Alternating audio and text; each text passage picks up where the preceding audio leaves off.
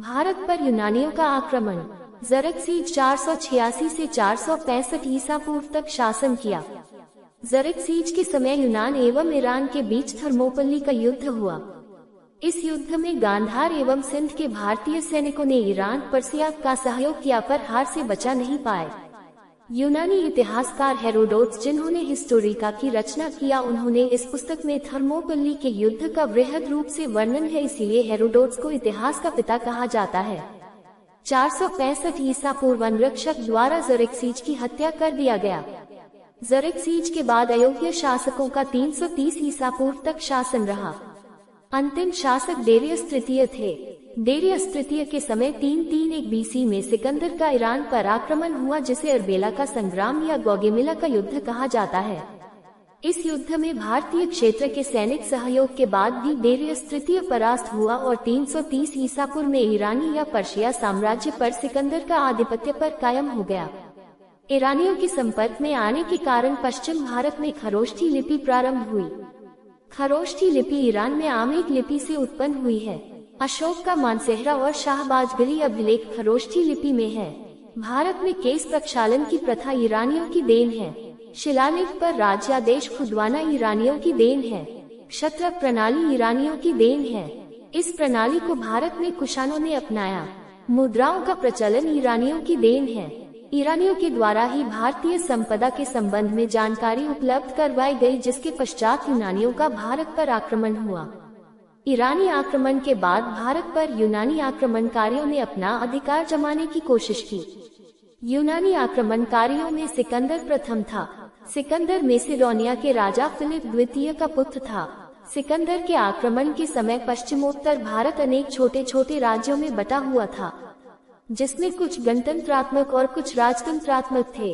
इन राज्यों को अलग अलग जीतना सिकंदर के लिए आसान था।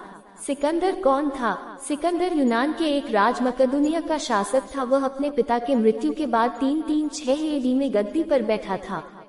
के गुरु का नाम अरस्तु था। सिकंदर का जन्म 356 बीसी मकदूनिया यूरोप में हुआ था। इसकी मृत्यु बेबीलोनिया में 323 बीसी में हुई थी।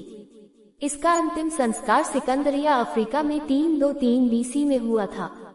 सिकंदर ऐसा एकमात्र महापुरुष जिसका जन्म, मृत्यु और अंतिम संस्कार तीनों अलग अलग देशों में हुआ था।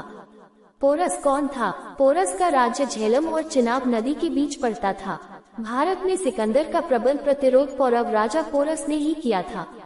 पोरस और सिकंदर के बीच झेलम नदी के किनारे प्रसिद्ध वितस्ता का युद्ध हुआ।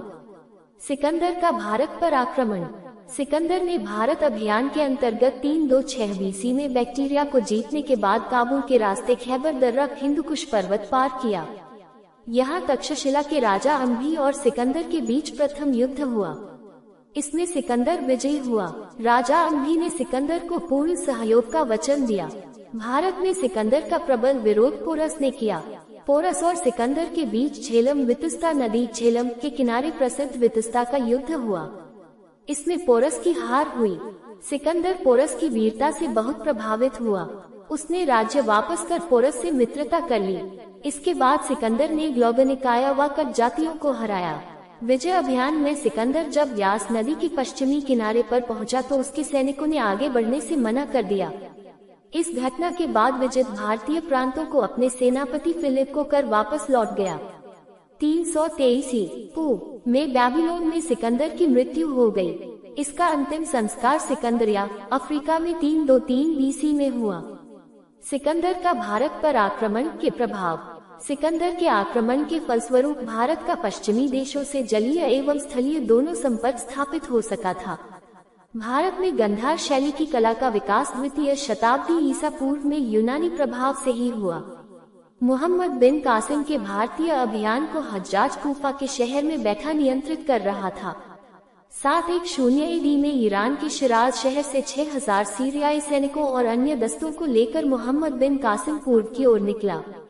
मकरान में वहां के राज्यपाल ने उसे और सैनिक दिए। उस समय मकरान पर अरबों का राज नया था और उसे पूर्व जाते हुए फिन्नासपुर और अरमान बेला आधुनिक लस बेला में विद्रोहों को भी कुचलना पड़ा। फिर वे किश्तियों से सिंध के आधुनिक कराची शहर के पास स्थित देवल की बंदरगाह